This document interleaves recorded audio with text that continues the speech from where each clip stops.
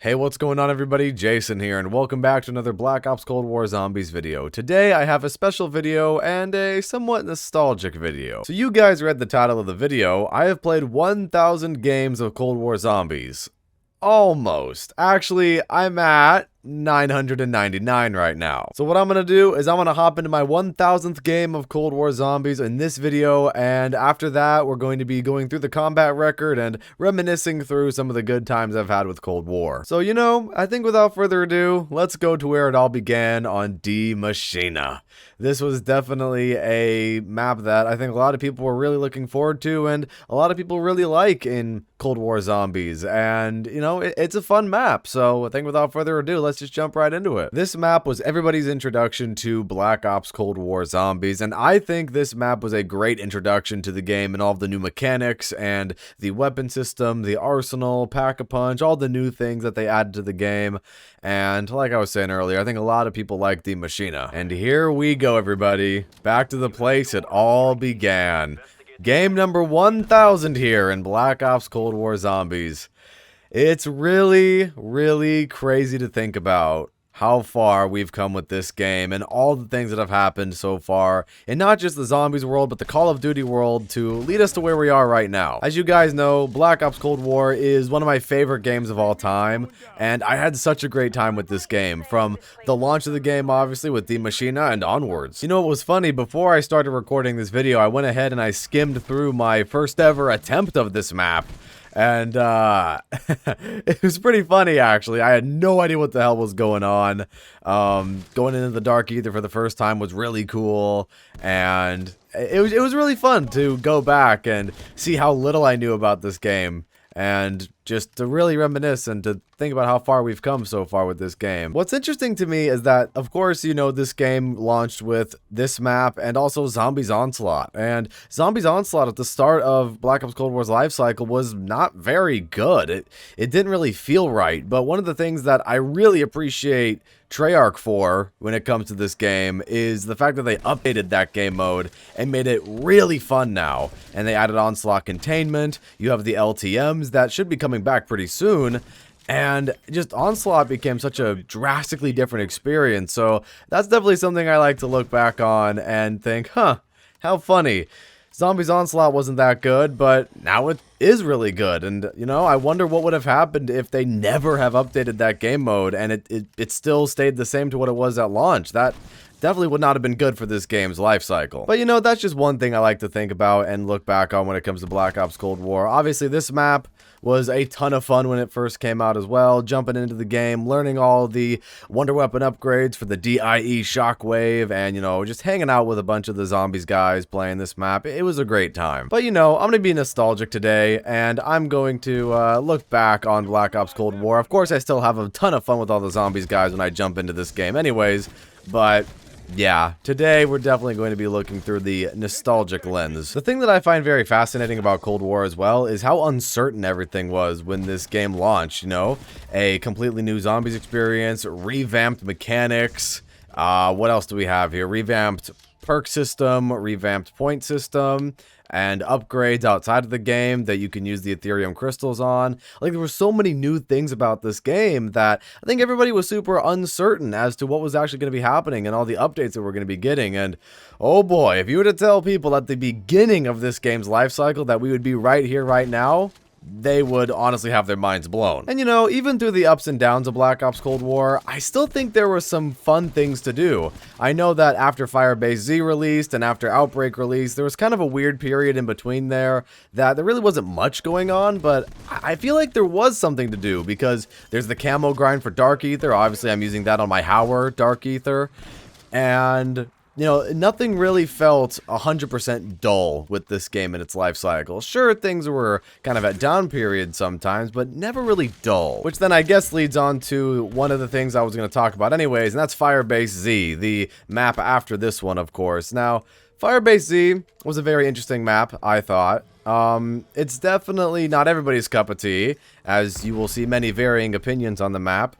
But it does have some cool things. It introduced the assault rounds, the Ray K, Orta, and, some other things that are very important to the lore of the Dark Aether storyline, like Peck, Valentina, things like that. And then you have Outbreak, which came out after Firebase Z during Season 2 of Black Ops Cold War, and I think Outbreak is probably the most controversial thing to be added to Call of Duty Zombies. This game as a whole is already somewhat controversial with the changes that they've made from the previous games, but you really have something super controversial with the community when you have a completely new game mode with completely new mechanics. We already had new mechanics in round-based, and then Treyarch went ahead and added a completely new game mode with open world aspects, side quests, like little things like that made the experience that much more different. Personally, I'm a fan of Outbreak. I like playing the game mode, and I'm really looking forward to Treyarch's next game and what they do with the Dark Aether storyline and what they can expand upon from Outbreak in this game to the next. Because I know Outbreak was pretty bare bones when that game mode first released, and it was kind of like Zombies Onslaught in a way, but not as drastic. With Outbreak, they kind of slowly but surely added new things, and then, people got more familiar with it and more comfortable with it, and now it's a complete and standalone game mode, to be honest. Whereas, of course, with Zombies Onslaught, that was completely overhauled with chalices and armor tiers and ether tools, and of course they added containment and things like that. That had a complete overhaul. And then the time after Outbreak released, there wasn't a lot for zombies. The only thing that was happening were, Outbreak updates, like new regions, and then of course we got some new field upgrades, some new perks, things like that. And then, of course, that leads up to Mauer der Toten, which I think a lot of people would consider to be the best map in this game. I'm gonna be honest with everybody, Mauer der Toten is a crap load of fun. The Wonder Weapon is really fun to use. The variants are fun to use as well, even if some of them aren't as good as some others. But it's still really fun. The boss fight, the Valentina boss fight in that map is really cool. The Easter egg steps are fun and somewhat challenging, and just the whole map atmosphere and vibe and the side Easter eggs are pretty cool as well. So yeah, Mauer der Toten, definitely a top maybe 10 map in my opinion. And then of course, after Mauer der Toten, the finale of this game, which was Forsaken. And I really enjoy Forsaken. I know a lot of people think maybe it's too easy and, they just don't like it compared to some of the other maps.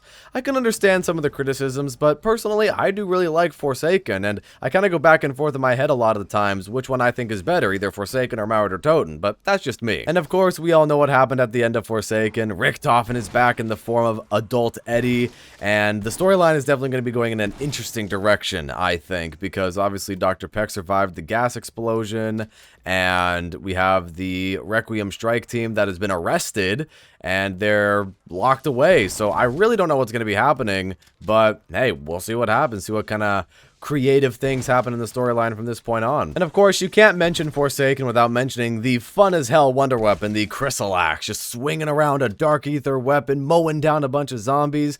Definitely one of the more unique Wonder Weapons we've seen, not just in this game, but in zombies in general, in my opinion. The Easter egg is fun and simple, and I know that is one of the criticisms of the map, actually, is that everything is too simple, but I don't know. I kind of like that it's simple. It's just a fun map to hang out and kill some zombies and do some Easter eggs, and, the side Easter eggs on that map are really cool too, especially with the arcade and Der Eisendrache, Nacht der Untoten, all of that stuff. Also, I just realized I didn't even explain my plan for my 1000th game of Black Ops Cold War Zombies here. Well, to pay homage to my very first game of Black Ops Cold War Zombies, we're going to be ending the game at round 11 because I died on round 11. So when round 11 rolls around, I'll be going over to the exfil radio and doing an exfil. Now, in the original video, I actually went down from a megaton, but things are going to be a little bit different here in this video. I'm not going to get killed by a megaton. I'm going to try to actually exfil and complete the game. I think overall, no matter who you are, and if you've played Black Ops Cold War Zombies, I think you can't deny that this game was super unique, and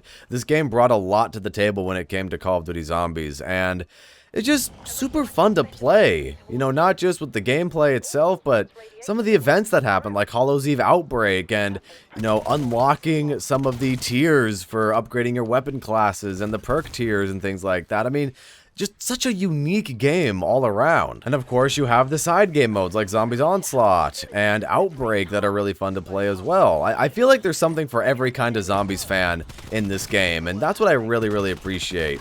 There are some things here for the hardcore fans and for the casual fans. I think there's a good in-between for this game. Get out of here, Megaton!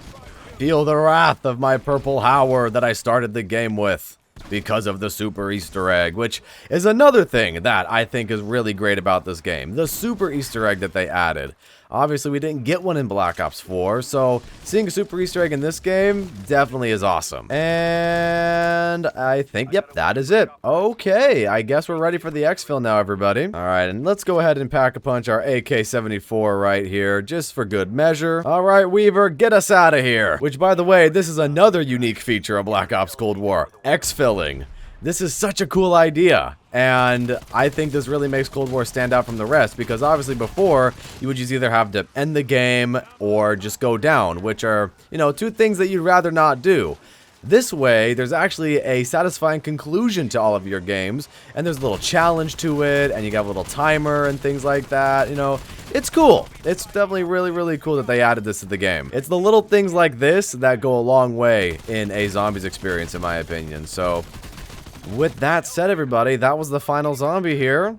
And let's get the hell out of here, Raptor 1. Let's regroup. Well, there you have it, everybody. That was my 1000th game of Black Ops Cold War Zombies. Now we're going to go into the combat record, and we're going to see all of the progress that I've made throughout all of these games that I've played over the years. And there we go, everybody. Games played 1000. That looks really cool to see, actually. So without further ado, let's go ahead and select zombies, and let's go ahead and check out how many kills we have with all of our weapons here. And the Howler, no surprise there, is my most used weapon here at 45,646 kills.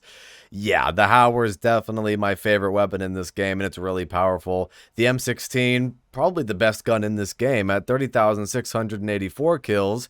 This gun is just a beast all around. We have the E-tool right here, the best melee weapon in Cold War, in my opinion, 29,727 kills. A very solid option if you're doing a melee-only challenge, or you just want to, you know, do one-hit melee kills as your game progresses on in the early rounds, and even with the later rounds, because it's just that good. Of course, here the Gala with over 29,000 kills, the XM4 with over 18,000 kills here at 18,573. I definitely think this is one of the better ARs in this game, in my opinion, so I guess I'm not super surprised to see that there. The 1911, the M79, which the bulk of these kills for the M79 didn't actually come until the later half of Black Ops Cold War's life cycle, because I just really didn't like using this weapon all too much. But, you know, then I started using it with Ring of Fire, and this thing became a beast. The Cerberus obviously is going to be my most used wonder weapon. It's my favorite wonder weapon in this game. The ray gun right behind it. Okay, that's actually kind of interesting there. The Shockwave at 13,004 kills. And what do we have here next? The Diamati at 12,842 kills.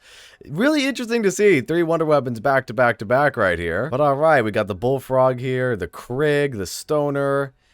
Man, a lot of kills with these weapons. A lot of kills, a lot of hours. And here we have the UGR, the brand new SMG here in Cold War that was just recently added. This one's already at 7,684 kills. I've been using this gun a lot. It's just really fun to use. It's not really the best gun by any means, but it's definitely fun to use, which I guess, you know, that definitely makes a difference when you're playing this game. You got to have fun using the weapons that you're using. We got the QBZ right behind that, the Milano, the M60, the RPD, Magnum. Man, I'm just going through all these weapons right now and just thinking about all of the Dark Ether videos that I made for Road to Dark Ether on all these weapons. The DMR, Type 63. Man, those were fun videos. I really enjoyed the Road to Dark Ether in this game. It was just really fun because this game is just overall really fun. The Shadow Hunter. I remember when the R1 Shadow Hunter was first added to the game, everyone was going crazy that this thing does a crap load of damage to Orda. I have yet to test it out on Orda since that video I made saying that it was really good against Orda. I might have to go back in and check this out, but let's move on here. Oh, the M82. One of my least favorite weapons in this game. The recoil and the stagger that your character does every time you fire this weapon is just ridiculous. I don't know why they added that to the game. But of course, we have the Chrysalax Savager here, which is actually kind of funny that it's this low on the list because the Chrysalax kills weren't actually counting at the start of Forsaken. So honestly, I'd probably estimate that this thing probably has an extra 2,000 kills that aren't actually showing up here in the combat record. But, you know, I guess that's that. Moving on down the list here, we got the battle axe, the hammer and sickle, the LC-10, some of these DLC weapons, of course, the size, the most mobile weapon you can use in this game. These are really fun to use for moving really quick like a ninja. The machete, not really that great of a melee weapon in this game. The Marshall, it's not too bad. The nail gun, and lastly, the cane. I've barely used this thing in this game. I don't know. I've just preferred using other melee weapons and other things like that. So who knows? Maybe I'll have to do a cane-only high round attempt to make up for it. Moving right along here to the equipment. No surprise here that I use the stim shot the most here at 59,241 uses here, which is, kind of interesting here. Or actually, it says kills shortly after healing. So, okay, that's actually quite a lot of kills there. But as far as the lethal equipment goes, again, I'm not surprised that the Semtex is the one that I've used the most here at 18,230. The Semtexes are really good, and the fact that you can hold 5 of them makes them even better.